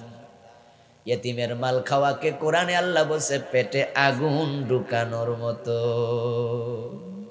মা বাবার অবাধ্য হবেন না। এই যুবক, বউয়ের কথা শুনে মাকে গালি দেয়, এমন জালেম আছে না নাই? বাবারে বকা দেয়। শোনো, মা বাবার অবাধ্য সন্তান আল্লাহর কাছে দুশ্মন, আল্লাহর বড় পছন্দনীয় লোক। এবং যে সন্তানের উপরে তার মা বাবা নারাজ, ওই সন্তান যত ইবাদত করুক আল্লাহ রাজি আর হয় না। বরং মা বাবা এমন দুইজন মানুষ, তারা বদদোয়া দিলে বদদোয়া আল্লাহ ফেরায় না। খুব সাবধান, খুব সেনসিটিভ জায়গা। আমি আপনারা যদি বদদোয়া দিই, আল্লাহ তাকাবেন যে হুজুর বদদোয়াটা কেন দিছে, কোনো বেয়াদবি করছেন? আল্লাহ তাকায় দেখলো না, বদদোয়া বাদ। পীর সাহেব হুজুর আপনারে বদদোয়া দিল, এলাকার বড় মসজিদের খতিব বদদোয়া দিল, আল্লাহ তাকায়া দেখবে বদদোয়া কেন দিছে? কোনো অন্যায় করে নাই, ফিরের বদদোয়া বাদ, আল্লাহ নেবে না। কিন্তু যদি মা বদদোয়া দেয়, বাবা বদদোয়া দেয়, কেন দিছে আল্লাহ তাকায়াও দেখে না। খুব জটিল জায়গা এটা, খুব মারাত্মক জায়গা। বনি ইসরাইল একজন ব্যক্তি ছিল, আল্লাহওয়ালা ছিল, আল্লাহওয়ালা, অনেক বুজুর্গ মানুষ। ওনার নাম হলো জুরাইজ। ও আজ কিছু বাড়িতে নিয়ে শব্দ মুখস্থ করেন, একজন ভালো মানুষের নাম মুখস্থ করে দিলাম, জুরাইজ। কি নাম? আল্লাহর বড় প্রিয় বান্দা জুরাইজ। ইবাদতের ঘর আছে, নফল নামাজের জন্য ঘরের দরজা লাগাইয়া নফল নামাজ পড়ে জিকির আজকার করে। রাসূলুল্লাহ বলছেন ওই জুরাইজের মা তার কোন প্রয়োজনে গেছে, যাই বলছে জুরাইজ রে বাবা তোর সাথে কাম আছে, কথা আছে, একটু বাইর। জুরাইজ তখন নামাজে, মনে মনে বলতেছে আল্লাহ আমার নামাজ আমার মা, আমার নামাজ আমার মা, এর মানে আল্লাহ নামাজটা সারি কেমনে? ঠিক আছে নামাজটা পড়ি। সালাম ফিরাইছে, সালাম ফিরে দেখে মা নাই, অথবা এর মাঝে মা দুই তিনবার ডাক দিয়া চলে গেছে, মা নাই। তবে যাওয়ার সময় মা বদদোয়া দিয়া গেছে, জুরাইজ রে কথা শোনস না, ঘরের দরজা লাগাইয়া শুয়ে রইছত, বইয়া রইছত, তুই যেন কোনো পাপিষ্ঠা নারী, পতিতা নারীর চেহারা না দেখে তোর মৃত্যু না হয়। একটা ফাও ফাও বদদোয়া দিয়ে দিল। জুরাইজ যে ঘরের ভিতরে নামাজে দাঁড়ানো, মা দেখে নাই, কিন্তু যে আল্লাহ বদদোয়া কবুল করছে আল্লাহ কি দেখে নাই? আচ্ছা আল্লাহ তো বদদোয়াটা কবুল না করলেও পারত, যে জোরাইজে তো দোষ নাই, বেড়া তো নামাজে, কিন্তু বদদোয়ার সাথে সাথে কবুল। রাসূল সাল্লাল্লাহু আলাইহি ওয়াসাল্লাম বলেন যে ওই এলাকায় একটা চরিত্রহীন মেয়ে ছিল, অবিবাহিতা। ওই মেয়ে গর্ভবতী, বাচ্চা হয়েছে। এলাকার লোকেরা মেয়েটারে ধরছে, এই তোর তো বিয়া হয় নাই, বাচ্চা আসলো কোত্থেকে, কার সাথে জানা করছ? মেয়েটা কইয়া দে জোরাইজের সাথে। এলাকার লোকেরা কয় তাই বুঝি বেটা সুফিগিরি করে, তলে তলে এসব করে। দৌড় মারছে, যাইয়া তার যে ইবাদত খানা ছিল পুরাটা ভেঙে লাইছে, শুরু করছে। জোরাইজ বলতেছে এই কি হলো কি হলো? কয় কি হলো? সামনে যাও টের পাইবা, বিতে বিতে কত কিছু করো। জোরাইজকে টানতে টানতে মেয়েটার সামনে নিল, মেয়েটা বাচ্চা কোলে নিয়ে বসে আছে। তখন লোকেরা বলতেছে এই মেয়ে, এই সেই জোরাইজ? মেয়ে কয় হ্যাঁ হ্যাঁ উনি। জোরাইজ বলতেছে কি ঘটনা, কিচ্ছু বুঝলাম না। লোকেরা বলতেছে এই মেয়ের সাথে তুমি জানা করছো, বাচ্চা হইছে, ভিতরে ভিতরে তুমি এসব করো, উপরে উপরে সুফিগিরি। জোরাইজ বলতেছে কয় কি রে, মেয়েরে তো আমি চিনিও না। এটা কি ঘটনা ঘটে গেল জোরাইজের জীবনে, জোরাইজ বুঝলোই না। এর মাঝে তার মনে আসলো যে আল্লাহর কাছে একটু সাহায্য চাই, তোমরা আমার কি করবা, মারবা ধরবা সব করিও, কিন্তু আমি একটু 2 রাকাত নফল নামাজ পড়ি। লোকেরা আচ্ছা পড়ো। নফল নামাজে গিয়ে সেজদায় বলে আল্লাহ তুমি সত্য প্রকাশিত করে দাও।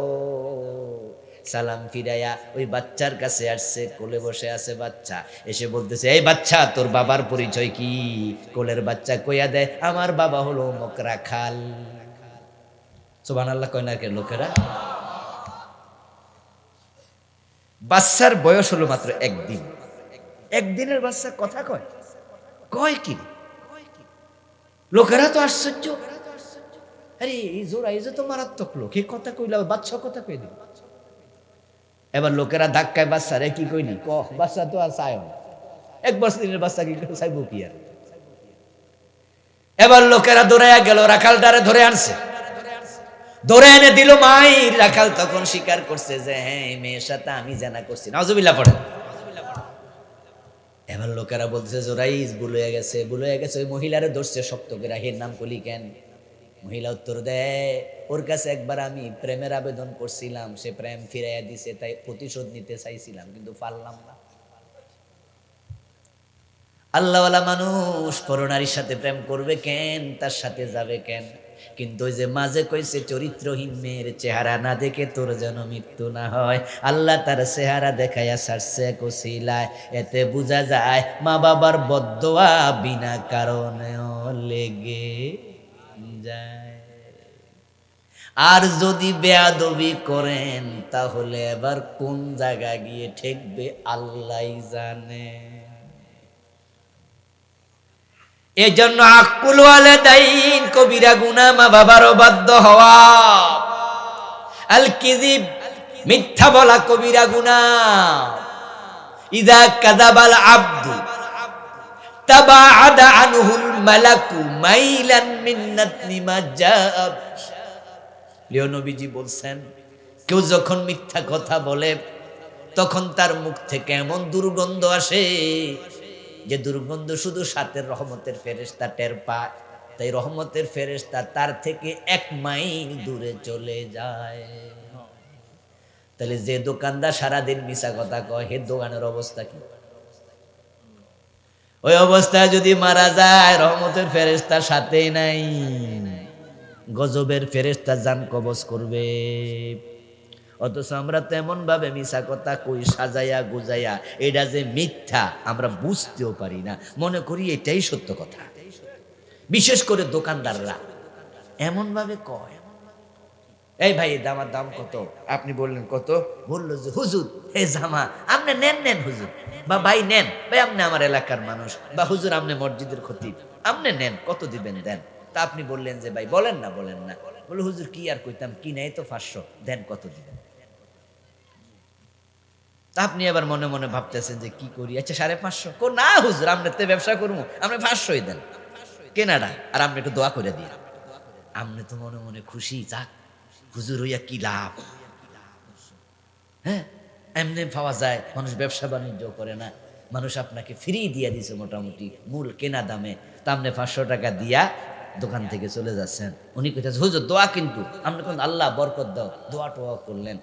দোকান থেকে বের হওয়ার পরে ওই দোকানে যে ছোট্ট একটা ফোলা আছে, যে কর্মচারী কাম শিখতেছে কেমনে ব্যবসা, এ কয় চাচা এটা তো 250 দিয়া কিনছিলেন, কয় ব্যবসা শিখ।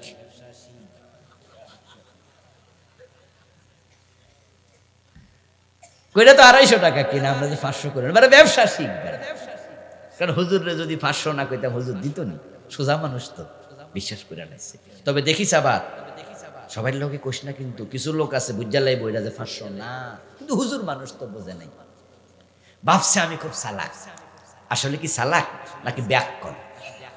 ঠকাইলো না ঠকলো? নিজেকে ঠকাইলো। পুরো 250 টাকা হারাম বানাই, পুরো 250 হারাম বানাই। قال رسول الله صلى الله عليه وسلم كبرت خيانة أن تحدث بأخيك وهو لك به مصدق وأنت به كاذب। প্রিয় নবীজি বলেন, সবচেয়ে বড় খেয়ানত, বিশ্বাসঘাতকতা হলো তুমি তোমার ভাইয়ের সাথে এমন কথা বললে, তোমার ভাই ভাবছে তুমি সত্য বলেছো, অথচ তুমি মিথ্যাবাদী। সে তোমাকে সত্যবাদী মনে করে দাম দিছে, তুমি তার বিশ্বাসের মর্যাদা দিতে পারো নাই। তুমি বিশ্বাসঘাতক। মিথ্যা বলবেন না, ঠকবেন, প্রয়োজনে ঠকাবেন না। গীবত করা কবিরা গুনাহ, গীবত করবেন না। গীবাতু আশাদ্দু মিনাজ জিনা, গীবত জেনার চেয়ে জঘন্য। আমাদের এলাকায় গীবত আসেনি? আছে, মানে এর চেয়ে মজাদার কোনো খাবার নাই যেটা আমরা নিয়মিতই খাই। নাউজুবিল্লাহ। ফোলা মাইয়া বা বাবা একসাথে বৈশা মদ খায় না, মদ খাওয়া হারাম, গীবত করাও কি? কিন্তু সবাই এক টেবিলে গীবত করে, হুজুরও করে, ফিরও করে, বউ করে, বেডা করে, আহারে নামাজ ছাড়ে না, পর্দা ছাড়ে না, 5 ওয়াক্ত নামাজি, তাহাজ্জুদ গুজার, পর্দা করে, শরী পর্দা, কিন্তু টেবিলের মাঝে বইয়া গীবত করে। কেমনে গীবত করে? বউ কয়, শুনছেন নি? জামাই রে কয়, তো জামাই কয় কি হয়েছে? জামাই কিন্তু ফিসা, জামাই কিন্তু ভালো বক্তা, বড় হুজুর। বউ কইতাছে রাতের বেলা খাইতে বইয়া যে আপনার ভাইয়ের বউ আমার এটা কইতে পারেনি। তখন এবার উনি কয় যে কি কইছে, কইটা কইছে, কি এই কথা কইতে পারেনি, বেডির মুখে যা মন চায় বেডি তাই কব, এসব চলবে না। তখন ওই ফোলা যেটা মালানা হেও কয় হ্যাঁ চাচি আম্মা আসলে খারাপ, মাইয়াটা কয় হ্যাঁ এই মহিলা আসলে আগ থেকে খারাপ। সবাই মিল্লা শুরু করছে। শয়তান হাততালি দিয়া কয় সামান্য আগুন লাগাইছাম, এখন দাউ দাউ করে জ্বলতেছে।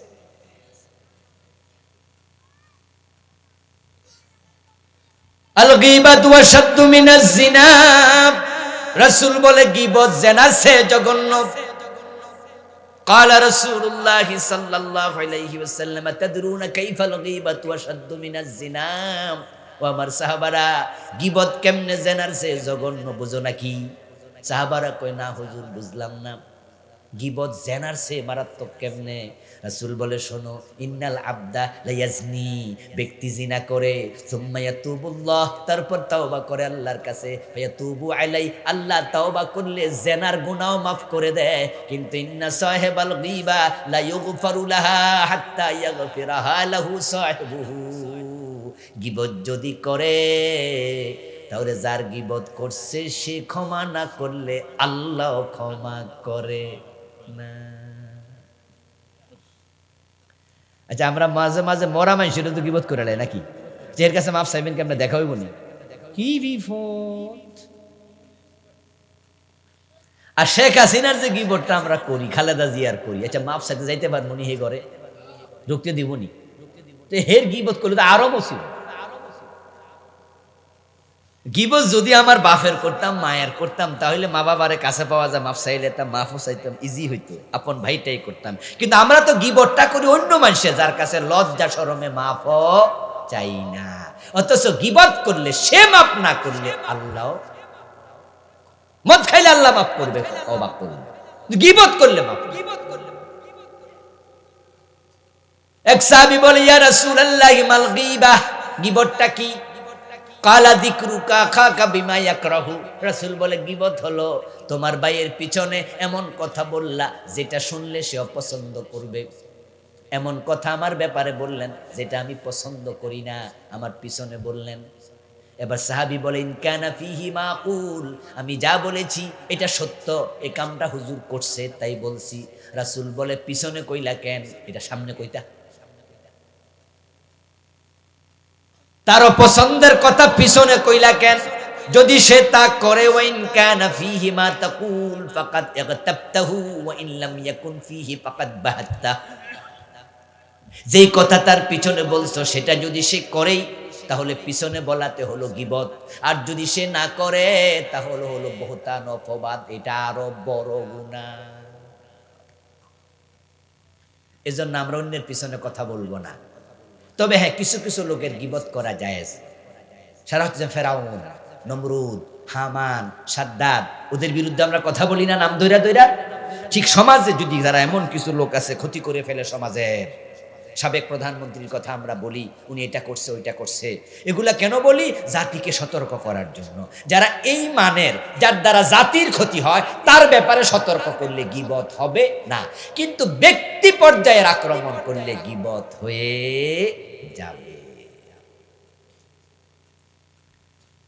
আবু লাহাবের বিরুদ্ধে কোরআন শরীফে সূরা আছে না? গীবত হইতেছে, কারণ সে রাসূলের এমন ক্ষতি করছে যেটা আল্লাহ নিজে বলেছে। ফেরাউনের বিরুদ্ধে আমরা কথা বলি, এগুলো জায়েজ, কিন্তু ব্যক্তি পর্যায়ে করবেন না।